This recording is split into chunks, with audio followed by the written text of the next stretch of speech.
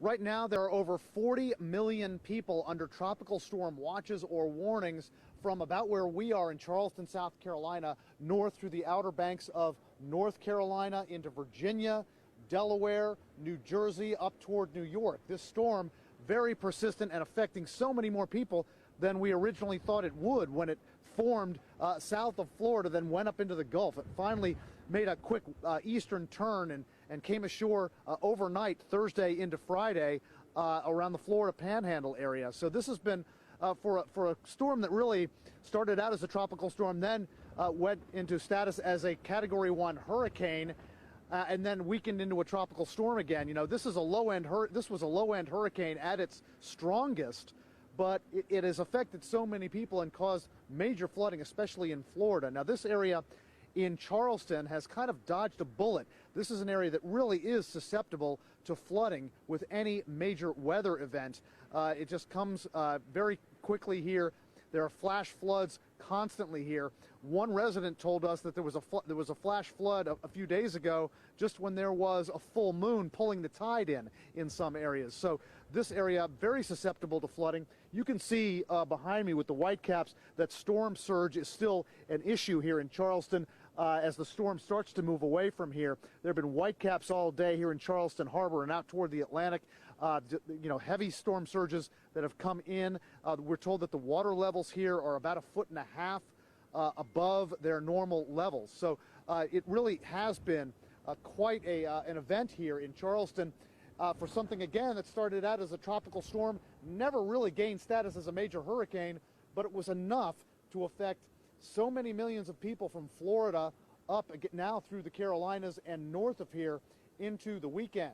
What we're told by city officials also is that, look, at least in Charleston here's another hazard right over my right shoulder, a little bit to your left. This is a city of bridges. This is the Ravenel Bridge, and if you look at the deck of that bridge, there are a lot of high bridges around here and north of here up to the Outer Banks. This is the Ravenel Bridge. The deck of the bridge where the driving is going on, where the roadway is almost 200 feet above the surf. That presents a high wind danger, so officials are saying, look, just be very careful driving over these bridges. Don't do it if you don't have to. And so that is one thing that we are dealing with tonight.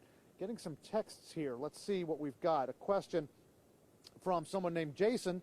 Have there been any evacuations? Well, Jason, no mandatory evacuations in our area, but there have been some in, I believe, in Georgia and in areas of Florida that were really impacted by the storm severely early on. Here's a gentleman named Brett asking, have you seen any boats or beachgoers in the water? Yes, we have. And that's been another issue here, guys. What's interesting here is that Charleston is a bit of a transient city. There are a lot of people who live here who are native Charlestonians who've been here for decades, but there are also a lot of people who are retired, who have vacation homes here, or who love to come down here and take vacations and are temporary residents here.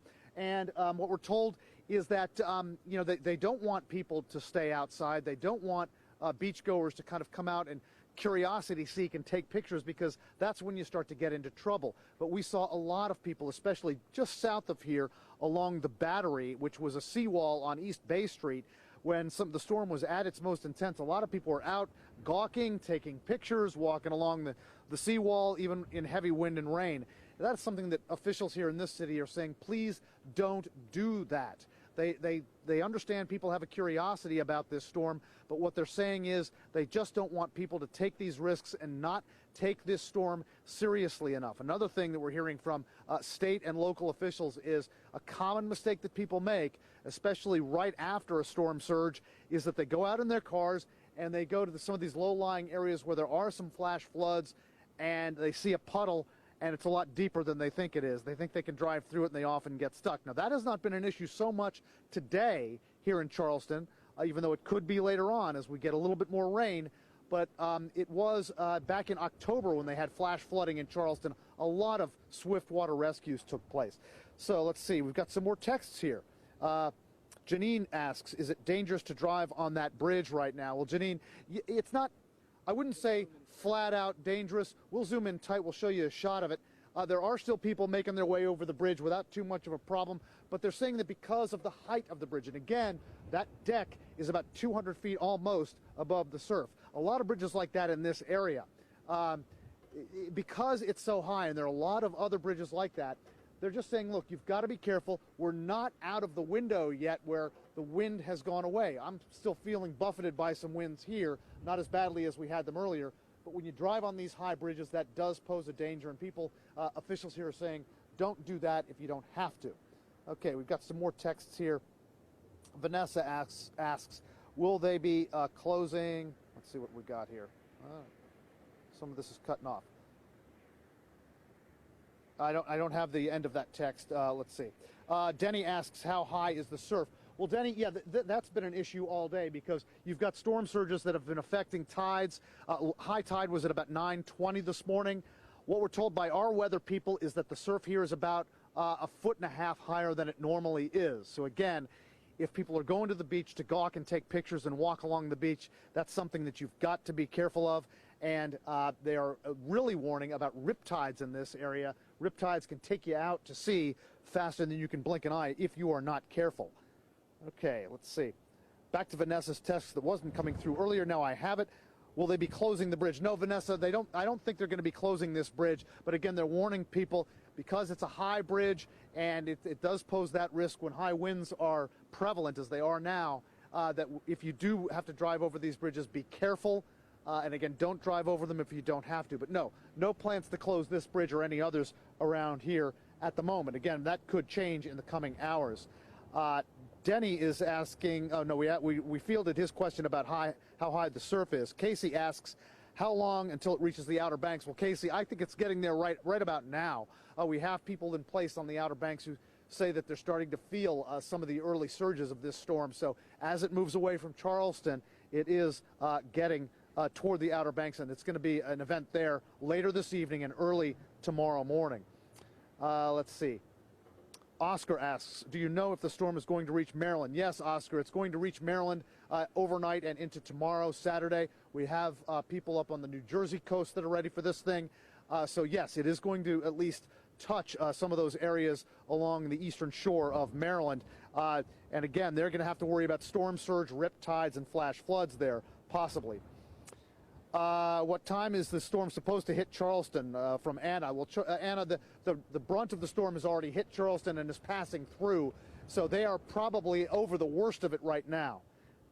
Jamie asks, have you driven over that bridge? Is it scary to drive over that bridge in the storm? I've driven over that bridge before, Jamie, but I've not done it during the storm here. We've been kind of moving along this area of the Battery and the coast of Charleston, so we have not driven over the bridge during this storm.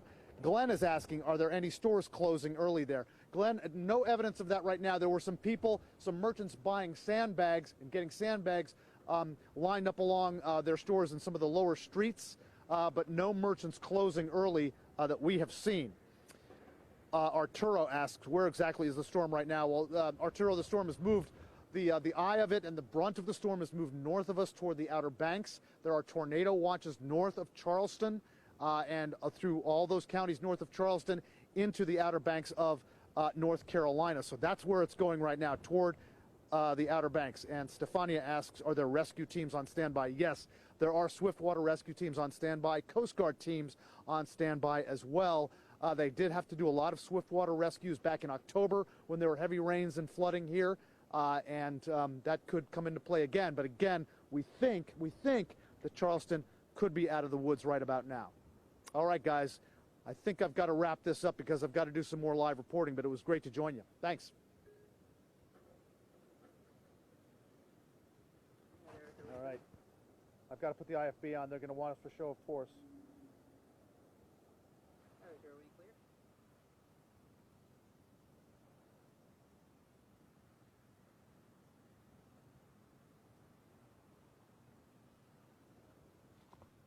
Can you step out of the picture?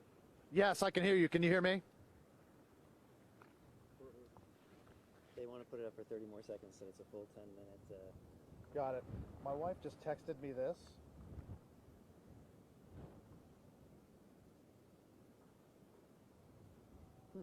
I didn't check out.